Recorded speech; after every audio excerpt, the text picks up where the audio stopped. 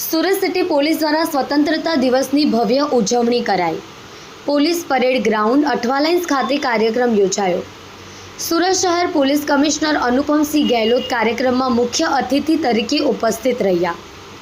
આઝાદીના અમૃત મહોત્સવ અંતર્ગત આ કાર્યક્રમમાં પરેડ અને સાંસ્કૃતિક કાર્યક્રમોનું આયોજન કરવામાં આવ્યું। પોલીસ કમિશનર અનુપમસિંહ ગેહલોત દ્વારા ધ્વજવંદન કરવામાં આવ્યું। આઝાદીની ઉજવણીના આ પર્વમાં શહેરના નાગરિકોએ પણ ભાગ લીધો। આ કાર્યક્રમમાં પોલીસ અને જનતા એક સાથે મળીને દેશભક્તિના રંગોમાં રંગાય। કાર્યક્રમમાં શહેર પોલીસના તમામ ઉચ્ચ અધિકારીઓ ઉપસ્થિત રહ્યા।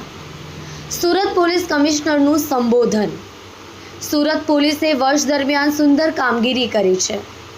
ગુનાઓને ડિટેક્શન કરવામાં સુરત પોલીસ અગ્રેસર રહે છે।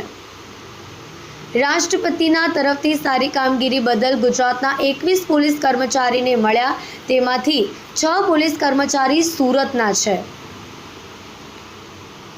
ગત વર્ષે 15 ઓગસ્ટના રોજ વર્ષની સમીક્ષા કામગીરી ત્યારે ટ્રાફિક સમસ્યા બાબતે વાતચીત થઈ હતી અને ત્યારબાદ અમે હેલ્મેટ અને ટ્રાફિક નિયમ બાબતે ઝુંબેશ ઉઠાવી છે। આજે આ ઝુંબેશને સુરતની જનતાએ પણ સમર્થન આપ્યું છે। તમામ બાબતોની તકેદારી જનતાએ રાખી હોવાને લઈને હેડ ઇન્જરીના 30% કેસ ઓછા થયા છે। ફેટલ કેસ પણ ઓછા થયા છે। ઓનલાઈન ફ્રોડ તમામ માટે મોટી ચેલેન્જ છે। સાયબર ક્રાઇમની ટીમ ખૂબ સરસ કામગીરી કરી રહી છે। મોટી ગેંગ જે વિદેશમાં બેસી લોકો પાસેથી પૈસા ખંખેરતી હતી, રાજ્યમાં સૌપ્રથમ વખત સુરત પોલીસે સાયબર ફ્રોડ કરતી ટોળકી સામે ગુજસીટોક હેઠળ કાર્યવાહી કરી છે। ડિજિટલ એરેસ્ટ તેમજ સાયબર ફ્રોડ જનતા ન બને તે માટે જનતાએ કેટલીક તકેદારી રાખવી। જો કોઈ સાયબર ફ્રોડનો શિકાર બને તો તાત્કાલિક પોલીસનો સંપર્ક કરવો। 22 કરોડનો સાયબર ફ્રોડની રકમ પોલીસે ફરિયાદીને કોર્ટ તરફથી પરત અપાવી છે।